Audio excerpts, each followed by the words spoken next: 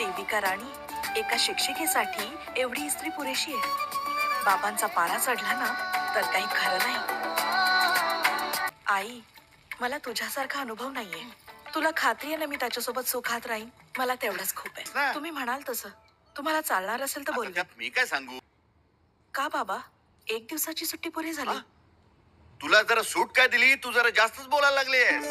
आयुष्यात 2 व्यक्ती, कोणीतरी मला शोधत माझ्या आयुष्यात येणार आहे. ही बस परत यायला हवी ग राजी. तुला वाटतं तुझ्यासाठी ही बस परत मागे येईल? जोरात पाऊस पडतोय ग. छत्री असती तर बरं झालं असतं. मला एक मदत करशील का प्लीज? माझी आई ना खूप कडक आहे. हा टिफिन जर मी संपवला नाही ना तर डोळे वटारून ती मला खूप रागवेल आणि मला अजिबात भूक नाहीये. तू प्लीज टिफिन संपवशील? राजी, वातावरण किती सुंदर झालंय ना. आता पाऊस आला तर किती मजा येईल. इतक्या लख्ख उन्हात पाऊस येईल? चल. रेल्वेच्या भाषेत सांगायचं झालं तर माझं आयुष्य ट्रेन सारखं आहे. माझे बाबा इंजिन आहेत आणि मी कोच.